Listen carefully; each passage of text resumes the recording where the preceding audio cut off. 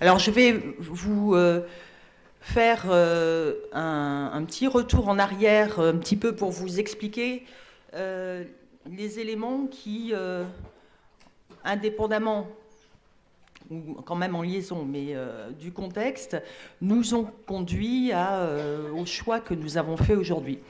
Donc, je l'ai évoqué tout à l'heure, on avait 6 CAP qui, pour le plus ancien d'entre eux, dataient de 2000. L'employé de commerce multispécialité, les 4 options du CAP EVS et le CAP vendeur magasinier en pièces de rechange et équipements automobiles. Donc, partant de ces 6 CAP, nous avons été sollicités par la CPC le 29 mai 2018 pour donc démarrer des travaux. Donc, nous avons constitué un groupe de travail avec des IEN, des professeurs issus de diverses académies. Nous avons consulté des études documentaires, nous avons auditionné une quarantaine de représentants. Alors c'est vrai que là, on avait essentiellement la grande distribution, mais on a vraiment rencontré des grandes surfaces spécialisées, on a rencontré des petits commerçants indépendants pour essayer effectivement d'avoir l'approche la plus variée possible des attentes. On a aussi rencontré des enseignants et on a échangé avec des IEN, si bien que nos travaux ont avancé en un an. C'est d'ailleurs l'objectif qui est maintenant fixé aux rénovations de diplômes, c'est les rénover en un an. Et donc on a présenté en CPC le nouveau diplôme le 11 juillet 2019. Voilà. Après, il y a eu un petit peu de temps pour obtenir les signatures diverses et variées, mais donc on est complètement dans les temps pour une mise en œuvre en septembre 2020. Alors, il y avait 6 CAP, mais en réalité, alors je vais regarder si vous y voyez bien, en réalité, 3 CAP concentraient la grande majorité des effectifs, c'est-à-dire les 2 EVS, options A et B, et le CMS. Avec, les 3 autres étaient effectivement très peu représentés sur le territoire national. Les taux de réussite aux examens étaient certes plutôt supérieurs au taux de réussite des CAP tout confondus, puisqu'en moyenne c'est 83, 81, et nous on était à peu près à 86, 55. Mais en réalité, l'indicateur essentiel, ce n'est pas tant le taux de réussite que les taux de décrochage et donc les taux d'accès au diplôme in fine de nos élèves.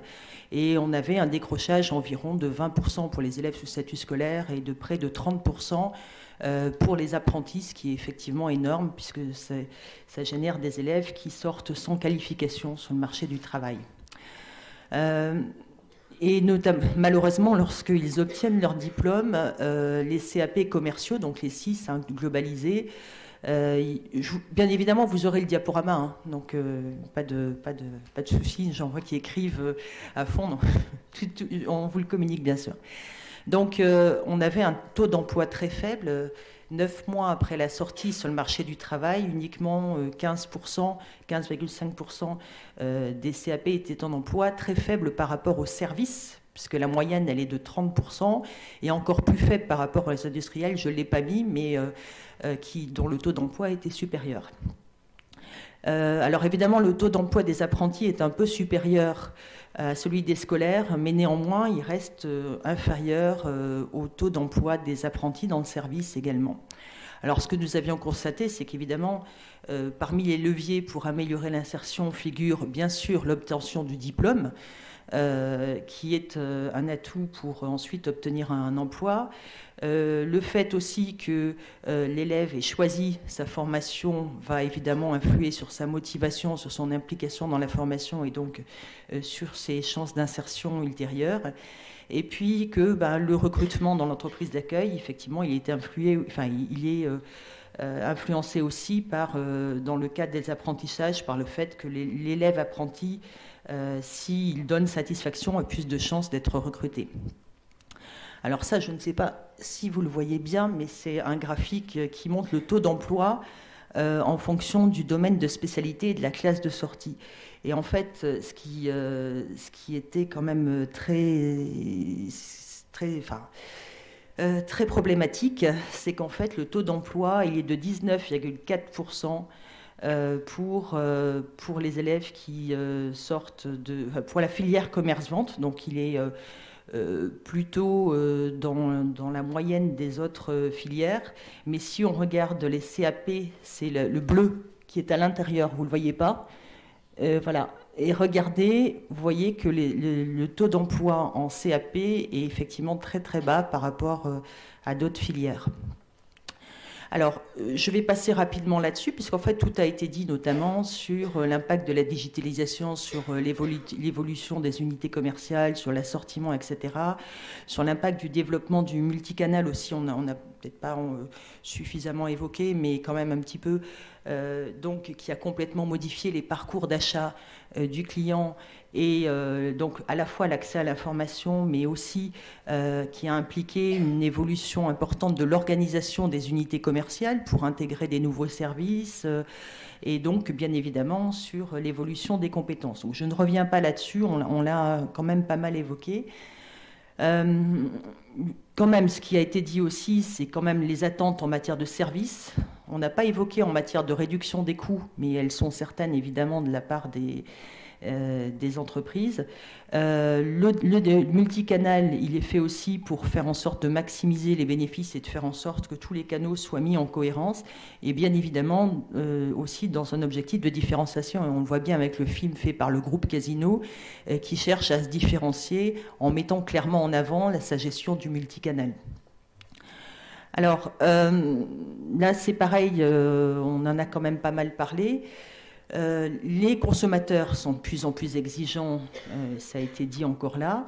Il y a un élément qu'on a moins évoqué peut-être, mais c'est le renforcement des réglementations qui sont liées à l'hygiène, à la sécurité, à la tenue professionnelle, dont on a essayé de tenir compte aussi dans le référentiel, et puis la nécessité de davantage préserver la santé au travail, tous les gestes et postures, d'où l'importance aussi de l'intervention à laquelle vous assisterez mercredi après-midi.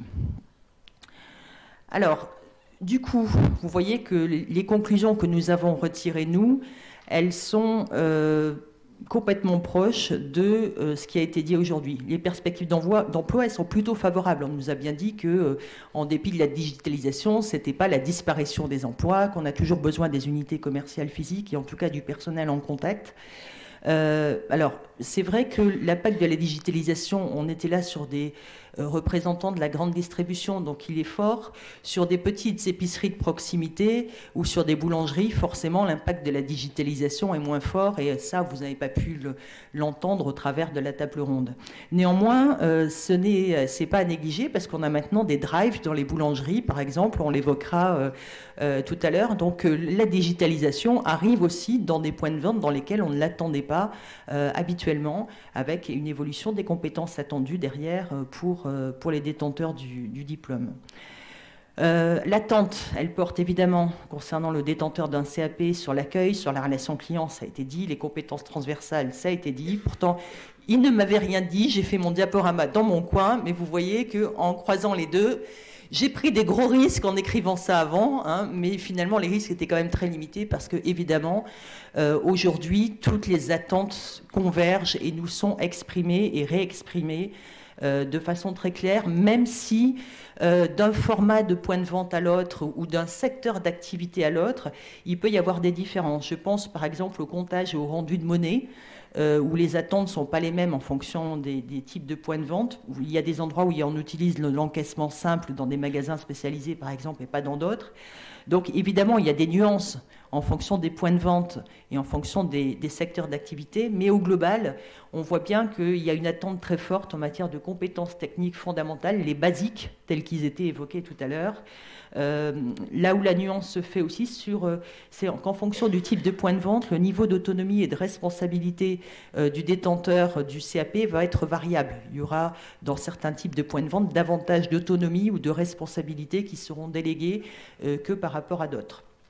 Dernier point qui apparaissait suite à nos échanges avec les représentants des secteurs professionnels, c'est que il n'y avait peu ou pas de distinction entre les différents CAP. Pour eux, CMS, EVS, rien à voir.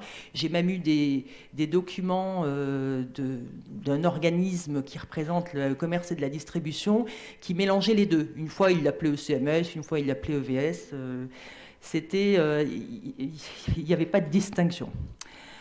Ça, c'est juste pour vous montrer qu'en fait, tout le monde, tout converge. Ça, c'est une enquête de Pôle emploi Occitanie qui a été faite en janvier 2019 et qui dit très clairement que les compétences techniques les plus recherchées dans le commerce, la vente et la distribution, c'est l'accueil du client, le fait d'être capable de proposer un service adapté, un produit adapté à la clientèle, de disposer les produits sur le lieu de vente, d'encaisser et de vérifier la conformité de la livraison, et qui montre également que les compétences comportementales les plus attendues, c'est l'autonomie, la rigueur, le sens de l'organisation, le travail en équipe, le sens de la communication.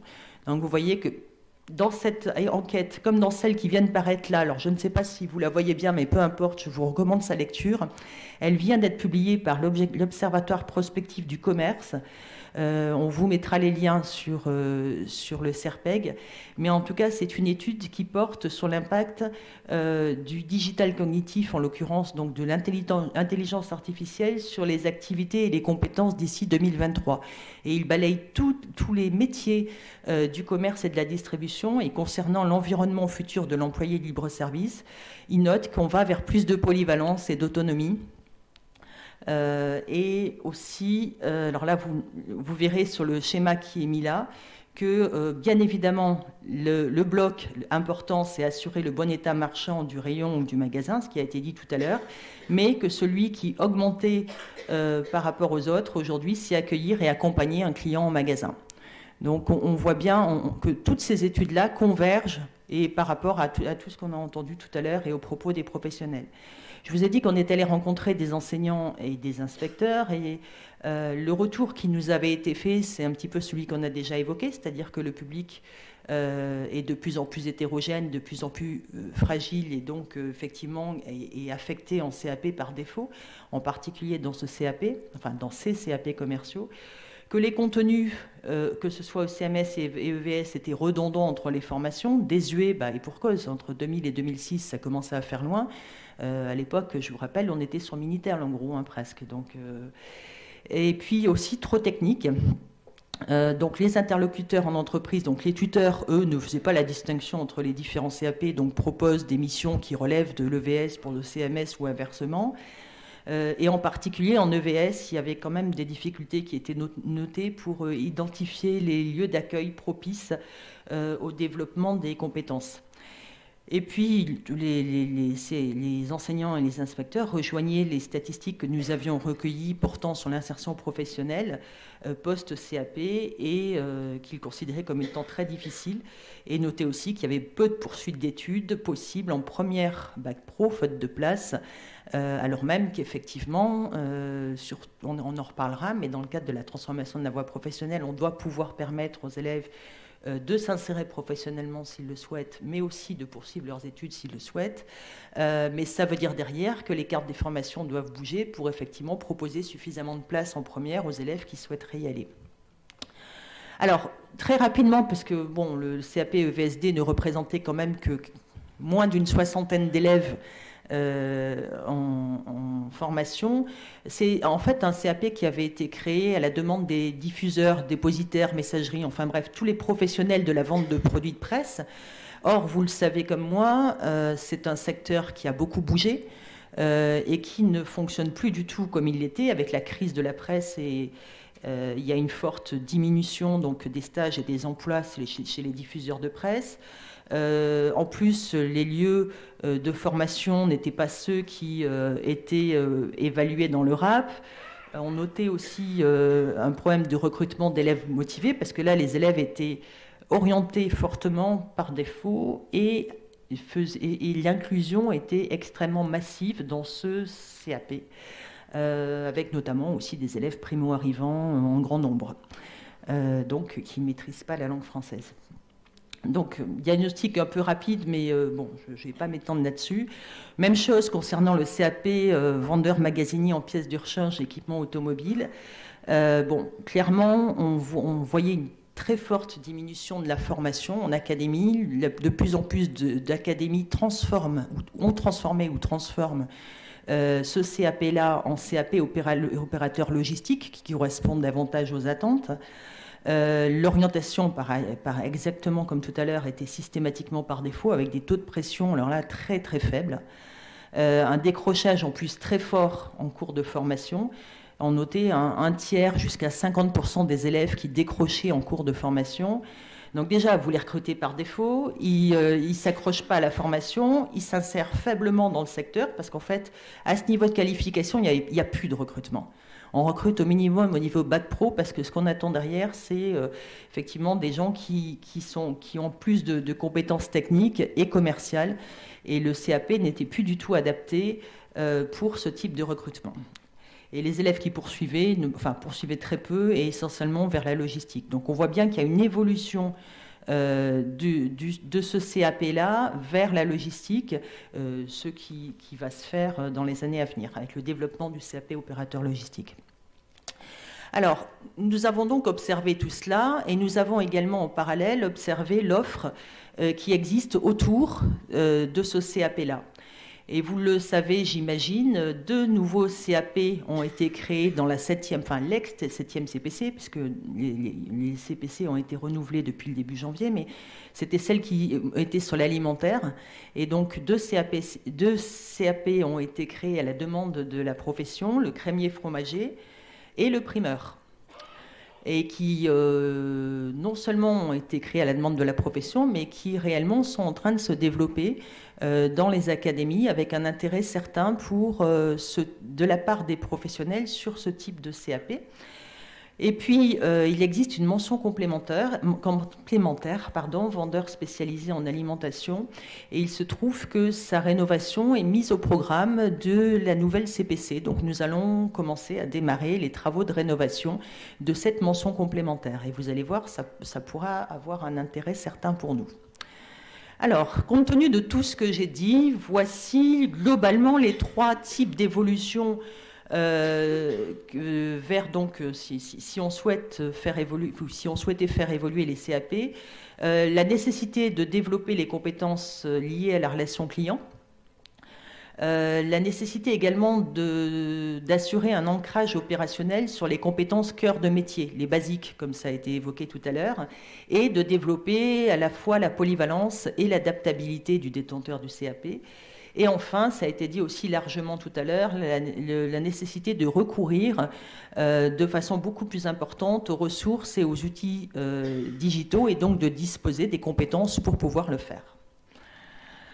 Si bien que, voilà, sur cette base-là, le groupe de travail a statué sur la création d'un CAP unique, donc en considérant qu'il y avait 3 domaines clés que je vais évoquer tout à l'heure, sur la nécessité de moins de compétences, mais de travailler davantage ces compétences-là, les compétences fondamentales, et puis de renforcer l'employabilité des jeunes détenteurs d'un CAP, dont on a vu qu'elle était quand même largement perfectible, en travaillant notamment sur la polyvalence, l'adaptabilité, la capacité à travailler en équipe et les compétences numériques. Voilà, et donc on a fait le choix de modifier également l'intitulé, puisque finalement, il était important quand même de montrer qu'il y avait une véritable rénovation. Ça passait aussi par l'intitulé, parce que finalement, l'intitulé reprend le cœur de la rénovation. Ça a été dit tout à l'heure, le fait d'être polyvalent, le fait d'être centré sur le commerce et le fait de travailler en équipe. Alors, ne plus avoir qu'un CAP unique peut poser un certain nombre de questions.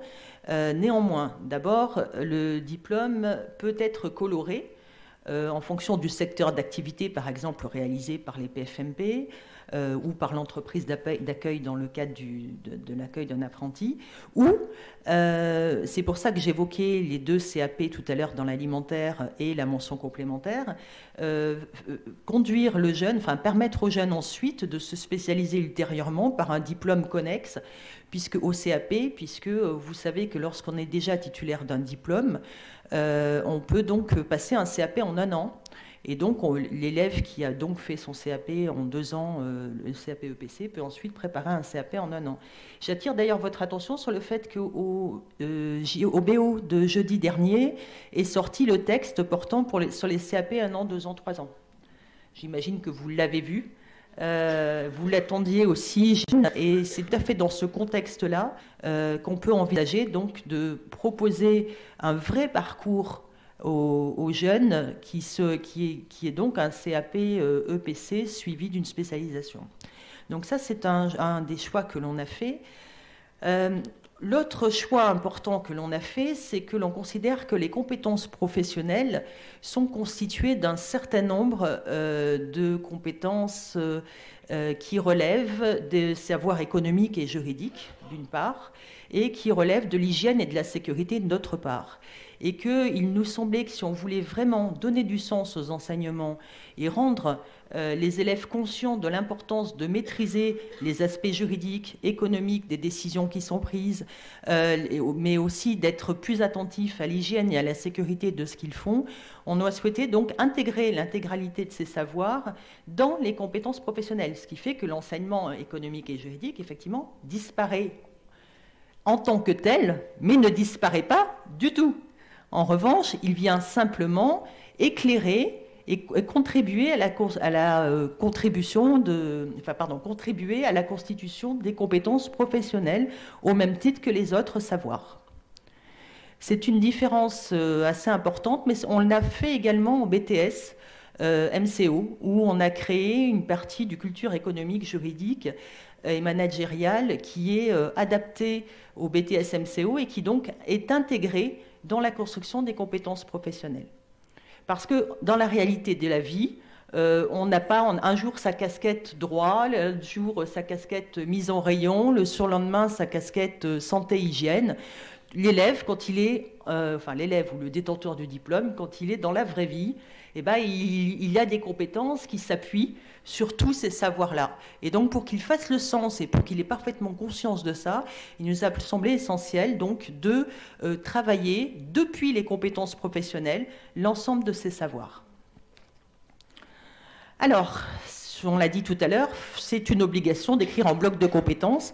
Vous l'avez vu, les entreprises y voient beaucoup d'avantages. Alors bon, ce qu'elles ne disent pas, c'est qu'elles vont finir par plus faire que du CQP, puisque finalement, elles vont piocher des blocs de compétences à droite, à gauche, si ça continue comme ça. Mais nous attachons à des blocs de compétences professionnelles, sans oublier l'enseignement général, on y reviendra.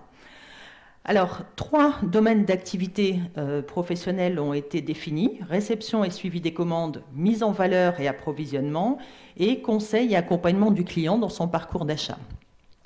Au regard de ces domaines, forcément, il y a 3 blocs de compétences, chaque bloc de compétences étant relié à un seul domaine d'activité. Comme on a fait simple, eh bien, on a écrit le bloc de compétences de la même façon que le domaine d'activité professionnelle est écrit. Donc, réception et suivi des commandes nécessite la mobilisation du bloc de compétences, réceptionner et suivre les commandes. Voilà. Et l'épreuve correspondante, la certification, ce sera réception et suivi des commandes. De la même façon, donc, mise en valeur et approvisionnement, ce sera mettre en valeur et approvisionner. Et donc, la certification correspondante sera mise en valeur et approvisionnement. Et dernier, conseil et accompagnement du client dans son parcours d'achat. Le bloc de compétences correspondant, ce sera conseiller et accompagner le client dans son parcours d'achat. Et donc, l'unité certificative, ce sera conseil et accompagnement du client dans son parcours d'achat. Les modalités de certification, je les évoque très rapidement, mais vous l'avez compris, nous y reviendrons jeudi. Chacun des blocs... chaque bloc est évalué par une seule épreuve. La modalité, c'est du CCF dans la grande majorité des cas, le ponctuel pour quelques élèves, avec un coefficient de 3 pour réception et suivi des commandes, 5 pour mise en valeur et approvisionnement, et 6 pour conseil et accompagnement du client dans son parcours d'achat. Je vous rappelle que nous souhaitons recentrer et mettre l'accent sur l'importance de la relation client, et nous sommes allés jusqu'au bout de la logique, y compris dans l'affectation des coefficients. La mise en œuvre des épreuves, c'est très simple. Il y a une situation d'évaluation à chaque fois pour chaque épreuve, puisqu'on est dans le cadre du CCF. Et l'évaluation, elle se fait en classe et en entreprise, mais on y reviendra. Je ne répondrai à aucune question là-dessus. Sur tout ce que vous voulez avant, oui, mais sur celle-là, non. Derniers éléments, les périodes de formation au milieu professionnel, nous sommes donc sur 14 semaines réparties sur les 2 années de cycle de formation, avec évidemment des lieux qui doivent permettre de développer les compétences du référentiel, et ce sera l'entrée essentielle de choix de la PFMP. Et ce sera, on y reviendra jeudi matin, clairement du ressort de l'enseignant de s'assurer que le lieu d'accueil permet de développer les compétences du référentiel. Enfin, c'est pas ce sera, c'est déjà le cas, j'imagine. J'enfonce une porte ouverte. On est bien d'accord. Bon. L'accompagnement qu'on a prévu, c'est donc, nous avons écrit un guide d'accompagnement pédagogique. C'est pour ça que quand je vous disais tout à l'heure que les membres du groupe de travail ne savaient pas dans quoi ils se sont engagés, ils ont écrit le référentiel d'activité professionnelle, le référentiel de compétences, le référentiel d'évaluation, le guide d'accompagnement pédagogique, donc qui est écrit entièrement, et donc nous allons pouvoir mettre en ligne sur le site du CERPEG assez rapidement. Donc nous mettrons également les ressources qui seront produites au fur et à mesure. Déjà les 3 que nous allons vous présenter dans le cadre du séminaire seront mises sur le CERPEG, plus celles aussi des ateliers. On est d'accord, hein? Voilà. Donc les 3 des ateliers également. Donc vous aurez déjà 6 ressources pédagogiques à votre disposition. Et nous allons vous proposer de créer un espace Via Éduc également pour pouvoir échanger.